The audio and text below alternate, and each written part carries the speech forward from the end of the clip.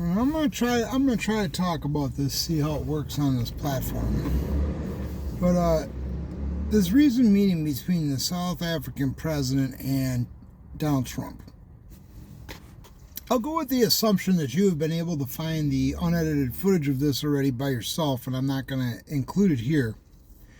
And I almost think it would be fair to say that Trump sandbagged this guy, which is really pretty fucking funny and brilliant. And unexpected from Trump. Unexpected, really.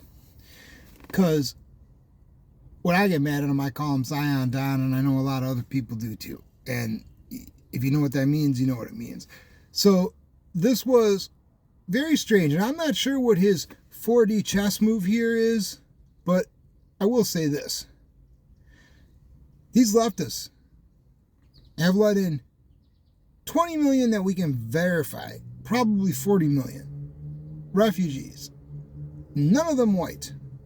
None of them from fucking Europe.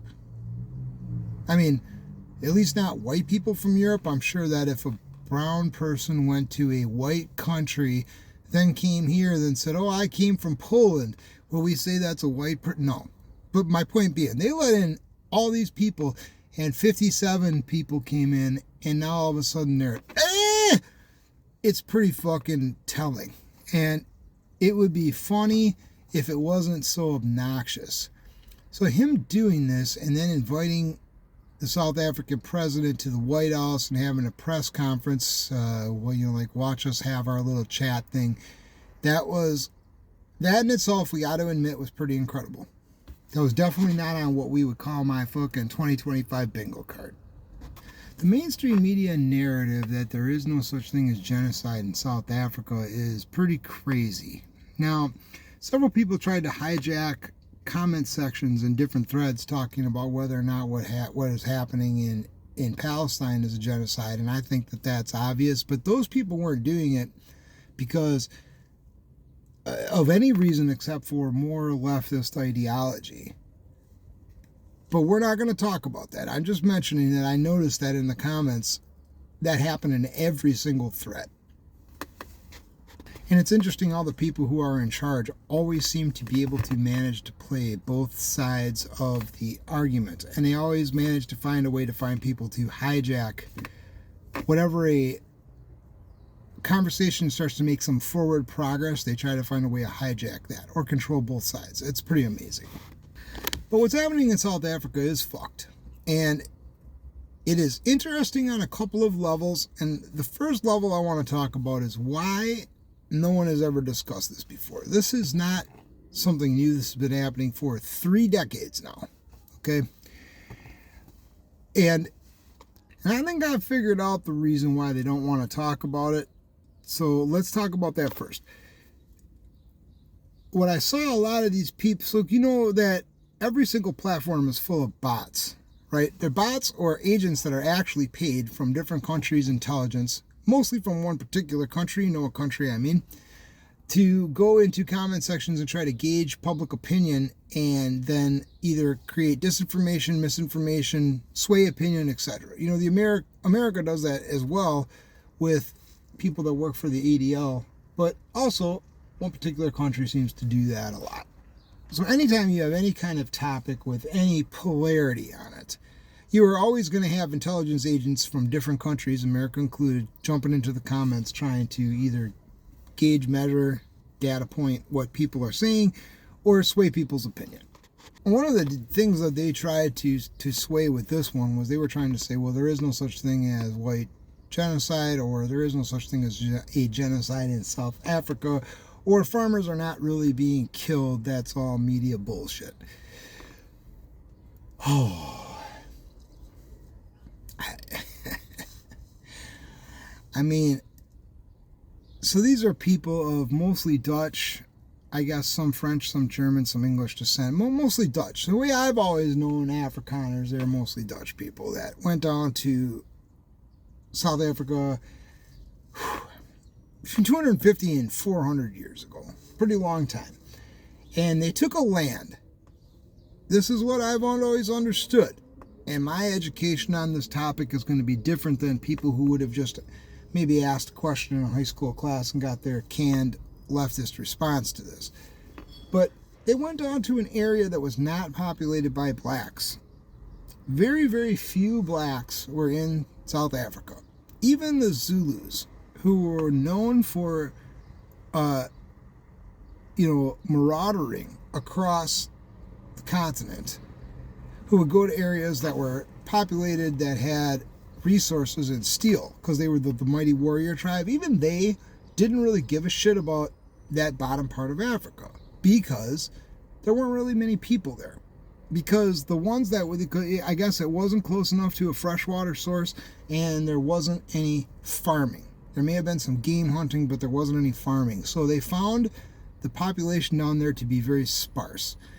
I do remember hearing that there was one indigenous tribe who had been there for a long time, a very small tribe.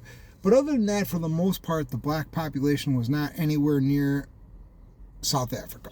Not much of it. This is my understanding. I'm just telling you. You can go ahead and tell me how wrong I am. I'm sure some of you will. But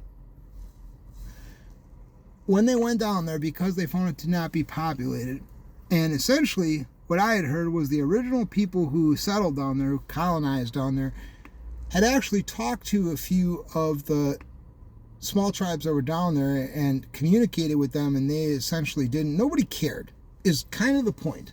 Nobody really cared that the white man was settling down there in the southern part of Africa, because there was just no good farmland there. So these people spent generations, hundreds of years. Let's just say it's 250 instead of 400. They spent hundreds of years cultivating the land and figuring out ways to grow in an environment that was hostile.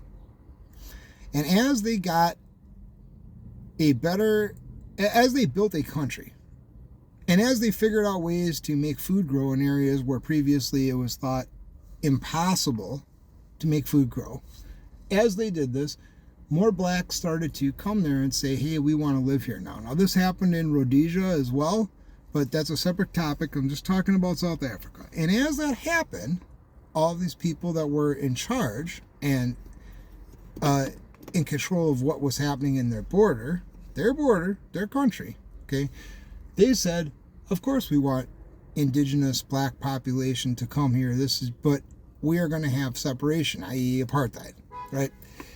And I know that people get really fucking crazy and polarized talking about apartheid, which I gotta say, man, I didn't live under it, so I don't know. But I think it's kind of funny that when you say we're going to have a country where we both live, but we're going to have our own areas. Blacks will live here, whites will live here. Why do they get so mad? I mean, seriously, why is it that you have to live around other people? Other people don't feel this way. In any event,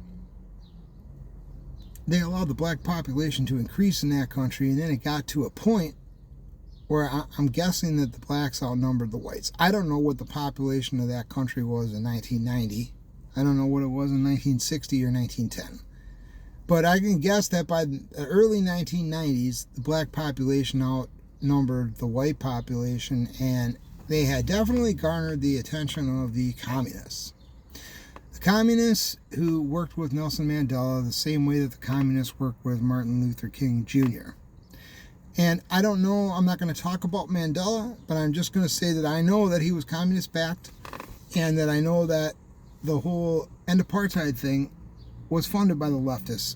And so so you got to also think, what do these white people do when they are confronted with well, this is black land. Now, this right here might not have been black land, but the rest of Africa was. Therefore, we're going to count this as black land. Therefore, you got to fucking relinquish this. What did they do? They relinquished it. Now, I remember. So first of all, this is the reason why, one of the reasons why people don't want to talk about this. Because if it turns out through vetting everything that it's what I heard was accurate, that what I had learned was accurate, that there wasn't anybody there, the whole colonizer narrative kind of dies, doesn't it? Because it's not exactly colonization when you go somewhere where there's not a people inhabiting, and then you improve the land, and then you invite or allow, either way, the people who are nearby to come in. That is actually almost like improving something, right? It's definitely not taking it by force, which is what some of these journalists during this press conference claimed. Oh, South Africa was taken by force. Was it? Because I don't know. I wasn't there, obviously, but I'm telling you that's not my understanding of it. So when they do finally get confronted to the point where everybody on the world stage is breaking their balls, they give the country up, they give the entirety of the government over to the blacks who are now there, who call themselves indigenous South Africans, and more amazingly to me, they decide to stay there. They probably all should have left immediately. They should have left, so that's cool, but if you don't want us here to the point where you don't want us running the government, then we should probably go, because that would mean they're not liked, right? So leave. Oh, well, why should they leave if that was there's all kinds of arguments that could be made about this in different perspectives, but the point is they probably should have left. If they decided they were going to give up the government, they probably should have left, considering that they were living under apartheid the entire time and they didn't want that type of mixing. But they didn't. I remember this happening because I was in high school. I hate dating myself, but I was in high school when this happened. And I remember thinking to myself, well, there's a country I will no longer go visit. I always wanted to go there and see what it was about. I wanted to see exactly what apartheid is. Does that mean that there's like racist killings? Or does that just mean that there's separation of white and black people? And only on certain levels, because obviously they're doing some work together because they have to work together to keep the country functioning.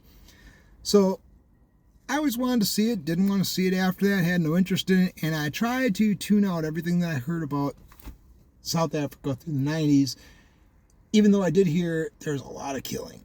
There's a lot of killing. It's a violent country. They don't look at human life the same way that we do here in the U.S. or in other countries. They don't give a fuck. Killings just kind of go unanswered. Unless people take it as a personal thing, they just kind of go unanswered.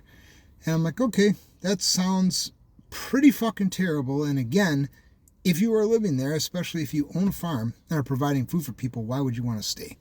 So I never fully understood it, and I had to tune it out. Now, over the last 5 years, I've had to pay attention to a lot of stuff that I haven't wanted to pay attention to. What I mean is that ever since COVID and George Floyd, which was a huge social shift, right? Ever since that's happened, I've had to be awake to a lot of different types of politics and things that I tried to previously ignore because they're fucking stressful and upsetting. And there's very little that you can do to correct or fix or make your voice heard with any. So I'll admit, I spent a long time not paying attention to this shit because I just couldn't. Just couldn't do anything about it. Not really. Not without sacrificing my entire fucking life and existence. But now they've made it impossible. They've put it right in our face, right? And so since I have been paying attention to this again, I have been one of the many things that I have been following.